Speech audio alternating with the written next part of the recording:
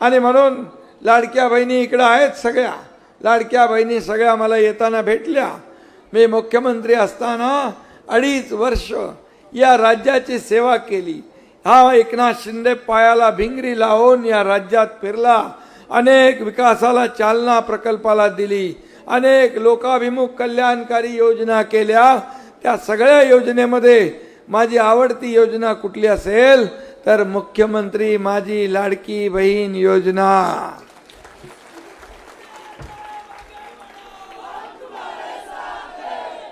आणि अनेक लोक सुरू करताना खोडा घालत होते, अडचणी आणत होते, कोर्टात गेले होते, पण खोडा घालणाऱ्यांना विधानसभेत माझ्या लाडक्या बहिणीने चांगला जोडा दाखवला। आणि कोणी माईकाला आला तरी सुद्धा लाडकी बहीण योजना कधीही बंद होणार नाही। आणि मला एक येताना लाडकी ताई सांगत होती, गाडीमध्ये बसलो होतो मी, बाहेर उभी होती, मला म्हणाली लाडकी बहीण योजना बंद होणार नाही ना? बोलो बिलकुल होणार नाही रे, एकनाथ शिंदे जिवंत आहे तोपर्यंत बंद होणार नाही। आणि एवढ्यावरच तुम्हाला आम्ही ठेवणार नाही। याच्यामध्ये बचत गटाच्या माध्यमातून देखील आता शहरी भागाला आपल्याला बचत गट अनुदान आपण चालू करतोय ग्रामीण भागाप्रमाणे। आणि त्याचबरोबर माझ्या लाडक्या बहिणी एकत्र येऊन छोटा मोठा व्यवसाय करू लागलेल्या आहेत। आणि त्यासाठी उद्योग विभागाच्या माध्यमातून अनेक योजना आहेत। या योजनांच्या माध्यमातून सामाजिक न्याय विभागाच्या माध्यमातून योजना आहेत। या योजनांच्या माध्यमातून छोटे छोटे विकास प्रकल्प आपण चालू केलेत, छोटे छोटे उद्योग आपण सुरू केलेत, छोटे उद्योग होते ते आपण वाढवलेत। आणि त्यामुळे माझ्या लाडक्या बहिणींना लखपती झालेलं या तुमच्या भावाला बघायचं आहे, लखपती झालेलं। कुणाला वाटेल का असंच काहीतरी बोलतोय? अरे एकनाथ शिंदे जे बोलतो ते करून दाखवतो, हा महाराष्ट्र ओळखतो। आणि म्हणून मी आपल्याला एवढंच सांगतो, ही योजना का सुरू केली? एकनाथ शिंदेने पण गरिबी पाहिली आहे। सर्वसामान्य शेतकरी कुटुंबातून एकनाथ शिंदे आलाय। माझं घर दिली वारकऱ्याचं आहे, पंढरपूरला छोटा होतो, आई वडील आजोबा आजीबरोबर गेलेला आहे, एकनाथ शिंदे आहे पंढरपूरला। आणि म्हणून गरिबी मी पाहिली आहे, माझ्या आईची तगमग, पत्नीची तगमग पाहिली आहे, काटकसर मी पाहिली आहे, कसा महिना चालवायचं हे असा जो त्यांच्या समोर जी भ्रांत होती ती पाहिली आहे।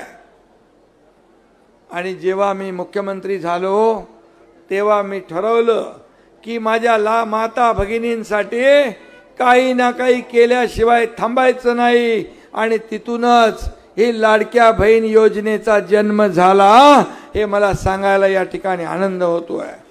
किती योजना केल्या, लेक लाडकी लखपती योजना केली, 50% ST मध्ये महिलांना सवलत दिली, मुलींचं उच्च शिक्षण मोफत केलं। या ठिकाणी आपल्या नावासमोर फक्त वडिलांचं नाव आपण लावत होतो, आता आईचं नाव देखील लावण्याचा निर्णय आपल्या सरकारने घेतला।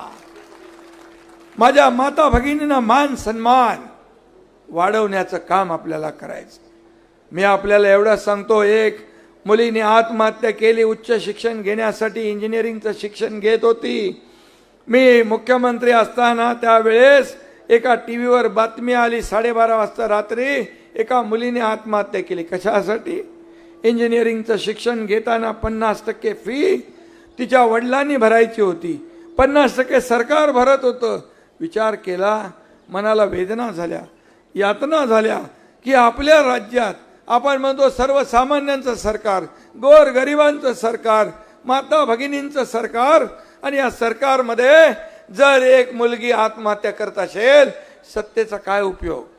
राज्य सत्तेचा काय उपयोग? आणि त्याच दिवशी तुमच्या एकनाथ शिंदेने निर्णय घेतला, जे सरकार 50% फी भरत होतं ते 100% फी भरण्याचा निर्णय घेतला।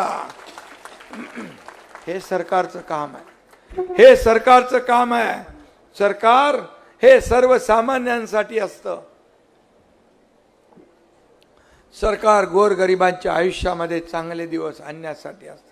आमचा जन्म सोन्याचा चांदीचा चमचा घेऊन तोंडात आलेला नाही, तोंडात चमचा घेऊन आलेला नाही सोन्याचा, पण या महाराष्ट्रातल्या गोर गरीब जनतेच्या आयुष्यामध्ये सोन्याचा दिवस आणण्यासाठी आमचा जन्म झाला आहे.